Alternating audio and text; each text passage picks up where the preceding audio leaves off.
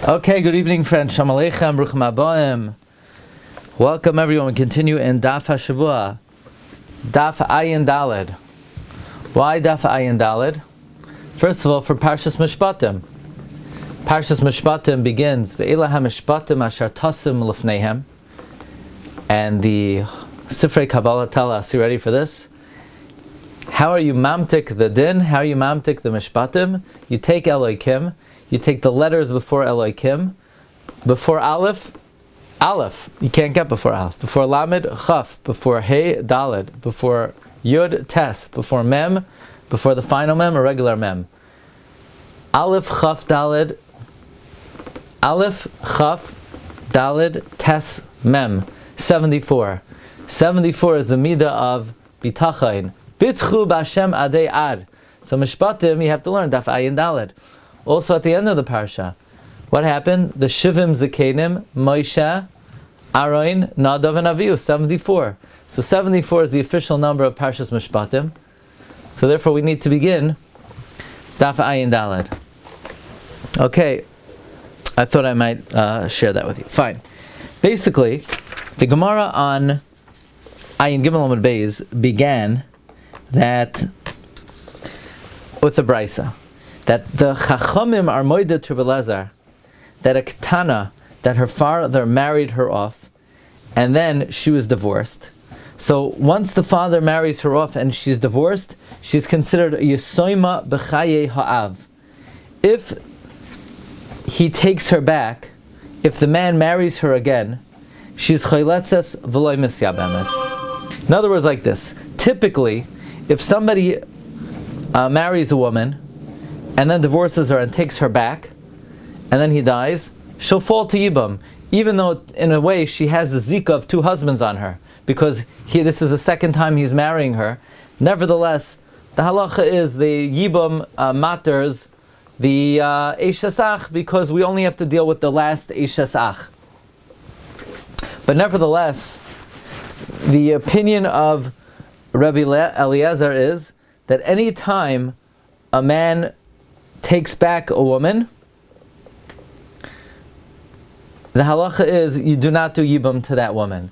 That's because a gezerah ought to a case where he took her back when her second marriage was only a marriage midrabanan, namely where she was a ketana b'chaye ha'av, so her second marriage was a marriage rabbanon. Let's read it inside. Esvei moedim chacham l'Rabbi Elazar. The rabbis would agree to Rabbi Elazar.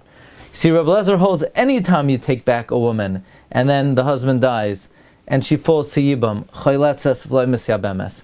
But the Chachamim are moida to Rabbi Elazar that a Ketana, her father, marries her off, v'nisgarsha, and she's divorced, v'hi Yisoima b'chaye ha'av, she's a Yisoima in the life of the father, v'hechazira, and he takes her back, shechayletzes V'loy Misyabemes, that you do chalitza and not yibam, mibnei shegeru sheha gerushin gemurin. Her divorce was complete, ve'ein chazara chazar gemura, and her return was not complete. It says Gemara Bamed V'Mamurim. When does this apply? Shegersha kshiktana.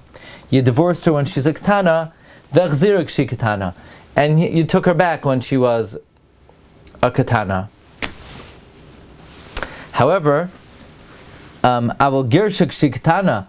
But if you divorced her when she is a ketana, ve'chzira k'shi gedola, and you took her back when she's a gedola, oy shehechzira k'shi ketana, or if you took her back when she's a ketana, ve'gadla etzlei, and she became a gedola umes, oy chayletzes oy misyabemes. You either do chalitza or yibam, because the kedushin was a full-fledged kedushin the second time. But mishum Rabbi Elazar amru, in the name of Rabbi Elazar, they say chayletzes v'loy misyabemes. You do chalitza and you don't do yibam. So says the Gemara, v'hahacha dechatas isha achas dami. But in this case, it's like a mistake in one woman, because we're talking about one woman, and even if you take her back when she's a gedola, it's a mistake. You thought the original kedushin was a good kedushin, and yet they argue by isha achas whether the bia that you do is a valid bia or not. Meaning, the opinion of the Chachamim is it is valid, and the opinion of the Rabbana of Rabbi Eliezer is that it's not valid. We pointed out last week that it's not that Rabbi Eliezer holds it's not valid. It's that Rabbi Eliezer holds we're goizer, we make a gzeira up to a case where she was a katana even at the time of the bia. So you're never able to make a full-fledged kedushin. Says the Gemara, Hasam nami b'hakamiflagi. There also they argue about as follows. Mar Savar, one master holds, Adam yoidea she'en kedusha ketana klum. A person knows the kedushin of a ketana is nothing. V'gamar uba l'shem kedushin, and he has in mind to do bia for the sake of kedushin. Umar Savar, and the other opinion holds, Ein Adam yoidea, nobody knows she'en kedusha ketana klum, that the kedushin of a ketana is nothing. V'chi kabal, and when he has bia, adaita the kedushin of Rishonim kabal, he does bia with the das of the original kedushin. Okay. Itmar nami. We learned also. Amar Rav Acha bar Yaakov, Amar Rabbi Yochanan. Rabbi Acha bar Yaakov said the name Rabbi Yochanan. Hamakadesh al Tanai, one who marries al Tanai ubal, and he does bia. Divrei hakal. Everyone agrees. Eina tzricha imenu get. You don't need a get. So, someone who's makadesh al Tanai, and he does bia, everyone agrees the kedushin is off. Now this is very interesting, because we learned earlier that according to Rabbah, everyone agrees the kedushin is on.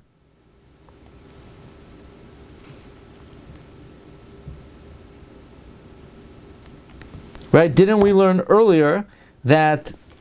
according to Rav Yehuda, but not according to Shmuel, no? Oh no, excuse me. That what? Say that again? Said according to Rav, yes. According to Shmuel, no. Right. According to Rav, you need a get. According to Shmuel, you don't need a get. By Isha Achas, the Gemara said that Abaye holds. You don't need a get. What? Lefi Rabbah, according to everybody, you don't need a get. According to Rabbah, everyone agrees that the Tanai stands, and you don't need a get. And according to Abaye, that's machlokes. So this statement of Rav Acha bar Yaakov, where Amar Idmar Nami Amar Rav Acha bar Yaakov Amar Rav Yochanan Mekadosh Shel Tanai Ubal Divrei Hakol Eina Tzrich Imenu Get. L'chor, that's like Rabbah, no? Ubal means that he was kindnesser? Yeah. This is Rabbah Shita. That Hamakadesh Shel Tanai Ubal Divrei Hakol Eino Tzrich Imenu Get. I mean, what did Rabbah say? Rabbah said, Tasi Sha'achas Great, so Divrei Hakol Eino Tzrich Imenu Get. This is Rabbah Shita. Yeah, this is Rabbah. Eisvei Rav Acha B'rei de Rav Ika Barachte. So Rav Acha, the son of Rav Ika, the son of the sister of Rav Acha bar Yaakov, the nephew of Rav Acha bar Yaakov, asked him, what do you mean? Chalitza mutas kashera. A mistaken chalitza is kosher. This is Gemara Yevamos Daf Kovav. Ezehi chalitza mutas. What's a mistaken chalitza? Amar Reish Lakish. Kol she'omer lai. Anyone who says to him, chaloitzla, do chalitza to this woman, uvekachata kainsa. And by doing chalitza to her, you'll be marrying her. We're trying to, it's like we're tricking him into doing chalitza. We say, just do chalitza to her. If you do chalitza to her, you'll be marrying her. So Amar, that's considered a chalitza mutas, and it's kosher. So Amar Rabbi Yochanan said, but ani shayna, I learned, ben shenaskavin hu v'lenaskavni, whether he had kavana and she didn't. Ben shenaskavna he v'lenaskavin hu, whether she had kavana and he didn't. Chalitza subsula. It's a chalitza psula ad she'iskavnu shtema, unless they both had kavana. So how could a chalitza mutas be a valid chalitza? Va'ad amir chalitza sekshera, and you say a chalitza mutas is kosher? El amar Rabbi Yochanan, kol she'omer lai chaloitzla amanas shatiten lecha masayim zuz. Rabbi Yochanan said, anyone who says to him, do chalitza to her, on condition that she'll give you 200 zuz, that's a chalitza mutas. You hear it? We're trying to convince him to do chalitza. So we say, give her chalitza on condition she pays you money. So the halacha is, even if she doesn't pay the money, it's a good chalitza. So what do we see from here? How could such a thing be? He marries her, he does chalitza her, on condition she gives him money, and she doesn't give him money, and it's a valid chalitza, but he made the chalitza contingent. Alma, from here we see, Kivan da'avad masa, achule achleila tanai. We see, since he did a maisa, he's meichel the tanai. Hachanami, so here too, Kivan de Baal, since he did bia, achule achleila tanai, he should be meichel the tanai. How could you, Rav Acha bar Yaakov, say that according to Rabbi Yochanan, Divrei HaKoil, Eina tzrichi mena get, but l'chayro we should say that since he did the Maisa, you don't need the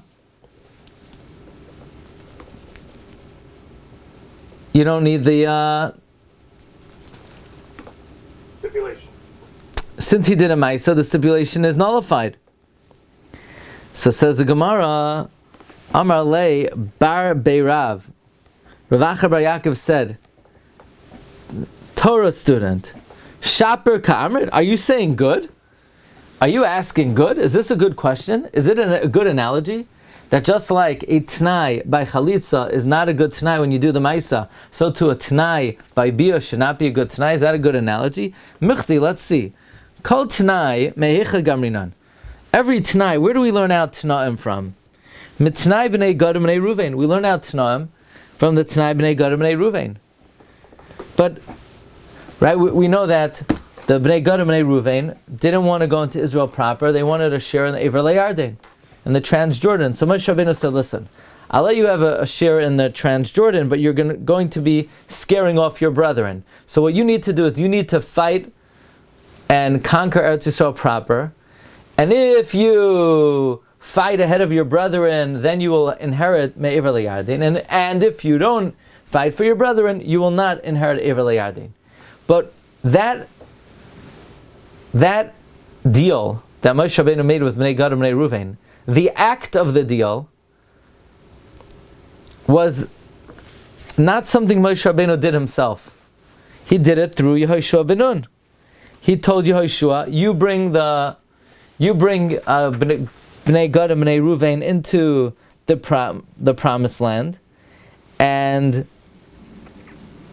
you'll fight with them. So from there we learn out that when you make a stipulation, michti kol t'nai mehecha gamrinan. Every t'nai, where do we learn it out from? Mip'tnai b'nei Gad b'nei Ruvain. T'na de'efshel l'kiyumi al yidei shliach ki hasam have a t'nai. T'nai that you could fulfill through a shliach, like over there, the t'nai is a t'nai. D'lo yefshel l'kiyumi if you can't fulfill through a shliach, ki hasam lo yav a t'nai. So therefore, by chalitza, you can't fulfill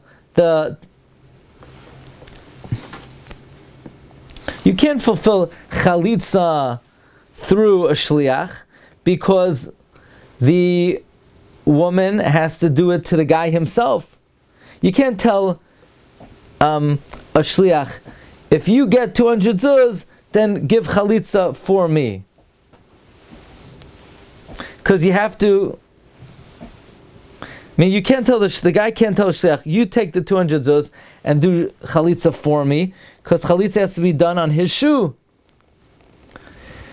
Rashi says, Moshe Rabbeinu commanded Yehoshua to give them the land, that Yehoshua will be the shliach of Moshe.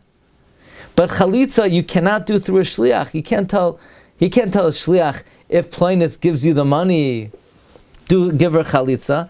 Therefore, you can't make a t'nai in chalitza. Since you can't, only if you could do the maisa through a shliach could you make a t'nai. But if you can't do the maisa through a shliach, you can't make a t'nai. By the way, the big question on this is, we're constantly making t'naim. Let's say let's say my shul davens Kriya Shema 9:30 a.m. on Shabbos. So it's making the gra. It's not making the Magen Avram. Most shuls, they don't make either today, because they daven 9:45. You're not making either, man. So the guy rolls into shul 9:30. A, he didn't say Kriya Shema. B, he didn't down with the minyan. But at least he keeps Shabbos, But most and many times you come to shul. If you want to be Yotzei Magen Avram, you have to say it before. So you say the Shema before, and you make it tonight. If the Magen Avram is right, I'm being Yotzei now, and if the Magen Avram, if the Gra is right, I'll be Yotzei later. How can you make it tonight? You can't say Shema through a Shliach. We're constantly making Tanaim and mitzvahs. And the mitzvah is not a mitzvah you could do through a Shliach. That's a big kasha of the Achrayim. That is a big kasha of the Achrayim. Why are you using Shema via Shliach? No, you can't. Shema, you can't say through a Shliach, right? So how could you make it tonight and say, if the Magen Avram is correct, I'm saying Shema now. And if the Gra is correct, I'll be Yotzei later with the minyan, right? Or Tanaim that we make in a mitzvah. How are they valid since the mitzvah is not Efshar al Yidei Shliach? Because the Gemara says a principle that Kol Tanai, that a Tanai is learned out from Bnei Gad Ubnei Reuven, so it has to be Efshar L'Kiyumei al Yidei Shliach. So the Gemara asks, what? Very good. By Afi Kaiman is another good example. Yeah. The Avnei Nezer says you can make it tonight. So if you look in the Mikroi Kodesh of Tzvi Pesach Frank, he asks on the Avnei Nezer, how could you make the Tanai of the Avnei Nezer and Afi Kaiman, but you can't appoint a Shliach to eat Afi Kaiman for you? Maybe we'll discuss that on Sunday. There's a interesting Rashba, I think, that the Tzvi Pesach Frank quotes. What's the lamdas? Why it has to be something that you could do through a Shliach, then you can make it tonight? Is it Exer Sakosov? Okay. So Gemara asks, what do you mean? You could only make a Tanai in something that the Maisi could do through a Shliach. You can make a Tanai in the Bia. V'Bia delay efshar l'kiyumei aydei Shliach ki hasam v'kahavet Tanai. But Bia is not possible to do through a Shliach. And it's a good Tanai. You can make a Tanai in the Bia. Says the Gemara,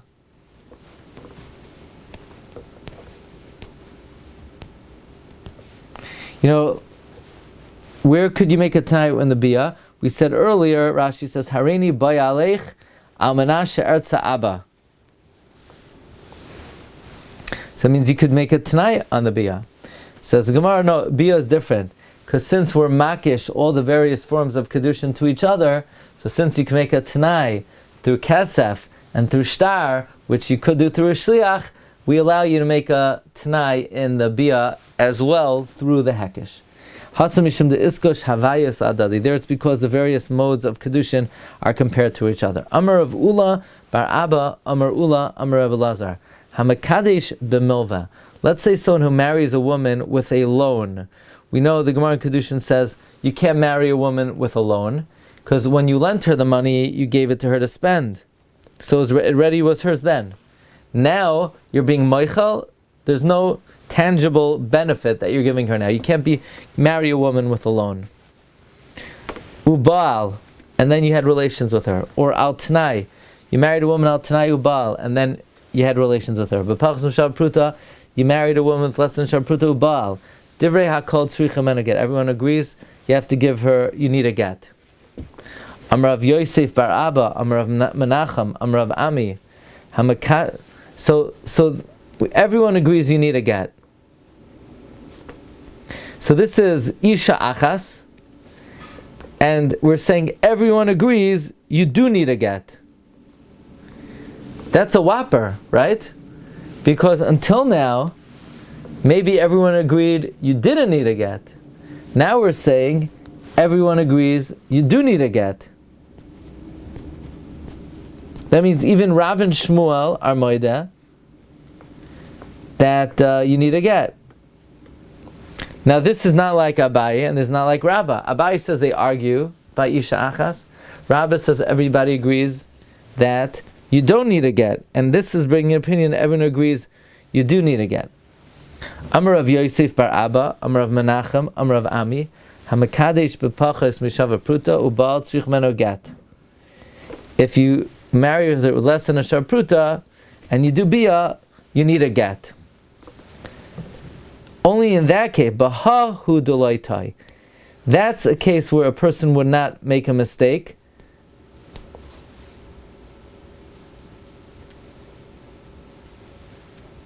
Meaning a person sort of would know you can't marry less than a shar pruta, so he's baal l'shem kedushin. But a person might make a mistake if he's mekadesh al tnai or mekadesh b'milveh. There he is baal al daita the kedushin arishayim. Amar Rav Kahana mishmei deula hamakadesh al tnai ubaal tzrichim enogat. If you're mekadesh on condition and you have bia, you need a get, which means that also not like Rabbah and not like Abaye. Zehayamaisa, the story happened. The rabbis did not have the power to take her out without a get. To exclude the following Tana, the Amar Rabbi Yehuda Amar Shmuel, Mishum Rabbi Shmuel, because Rabbi Yehuda said in the name of Shmuel. Rabbi Yehuda said in the name of Shmuel, in the name of Rabbi Shmuel. Okay, so now we're saying this is La'afuke, the following Tana, who perhaps would say that you don't need a get. So we're saying now that Mekadesh al Tnai Ubal Tzricha himeno get. You definitely do need a get. As opposed to the following Tana. What does the following Tana hold?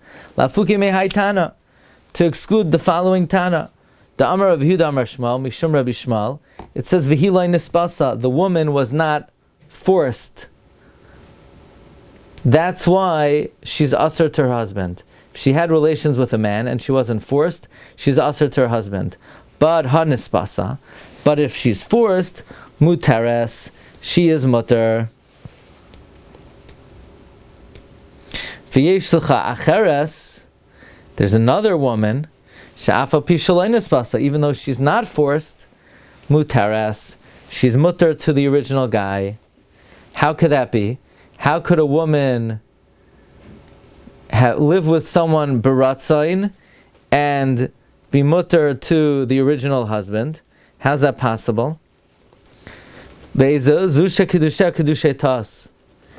woman whose kedushin is a kedushay tas. Shafilu b'nam morkav al ksefa. Even if her son is riding on her shoulder, she could refuse and walk away.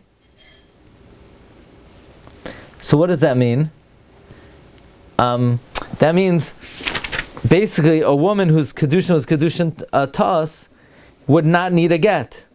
This woman was never married to the guy to begin with. So if she would go on from there and live with somebody willingly, she would not be usher to the original husband because she was never married to the original husband. But if it was kedushay tas, ultimately she did bia, so isn't he gamar v'kani l'shem kedushin? The answer is no. Apparently here we see that there are those who say kedushay tas was not a good kedushin to begin with. Okay, we'll hold it over here, and tomorrow we'll pick it up. Tomorrow is a small amud. We'll see you tomorrow night, Be'ezus Hashem. So that relationship that he had was what kind of a promiscuous relationship? Yeah, according to this opinion, kedushay tas. Yeah, it would have to hold that we don't say ein adam ba'al bilas bilas nus. Yeah, right, exactly. In other words, it was not a marital relationship. Yeah. Yeah. Well, all right. Okay, thank you very much. Have a good night. Kol tov. Kol tov.